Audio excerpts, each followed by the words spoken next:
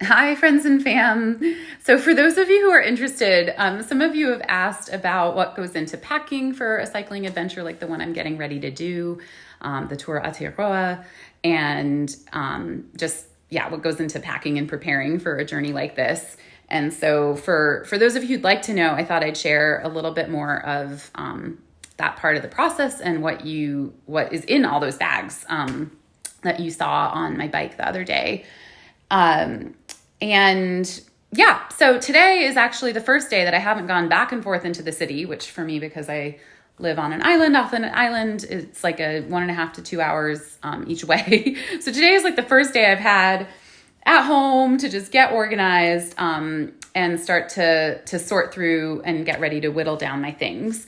So here's what that looks like. So I've taken most of the bags off of my bike and laid them out here. These are the larger bags that I'll be taking on the journey, with dry bags inside them or plastic bags inside them, just to be extra sure that things don't get wet, even though most of these are dry bags themselves. Over here, I've got my tent and sleeping bag and sleeping pad or sleeping mattress, all of which are going to be much smaller. They can all be compressed down to size.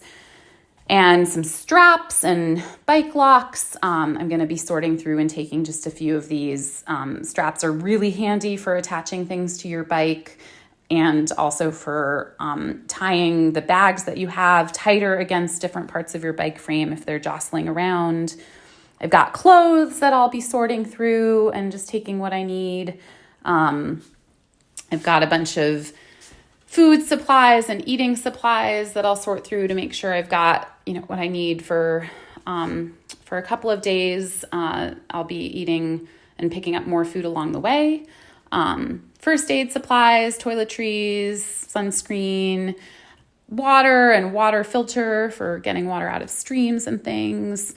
Some electronics that I'll sort through and whittle down, lights for my bike and a solar charger, bike computer, and bike repair material, which I will again be sorting through, making sure I have what I need, but not more than that.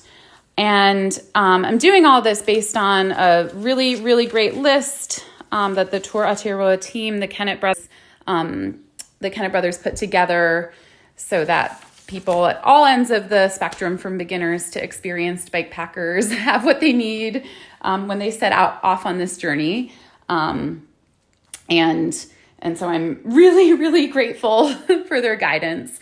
And still, even with all that guidance, and their amazing guides, which give you tons of information about every step of the way, where to go, where to stay, options for all of that, options for food and water and places to pick up supplies along the way. Even with all that guidance, I have just every day been oh my gosh, there's so much more to learn and figure out as I put it all together and get things sorted and organized on the bike itself.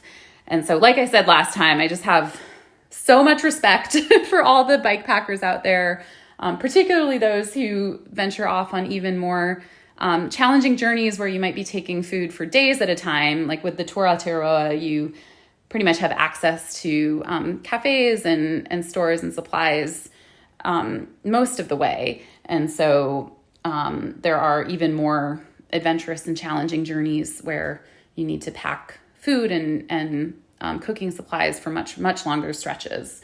And I'm in awe of the people who do that. So that is a little bit of a glimpse into what it looks like to get ready for an adventure like this. And I'll be whittling all these things down and organizing it over the next couple of days and getting ready to take off in a few days. So probably the next time I post, I'll be sharing from somewhere up north or somewhere on the journey as I get started. So thank you again for your support and love, and sending lots of love and gratitude to all of you as well. And I hope everybody's having a good day and week. Lots of love. Bye.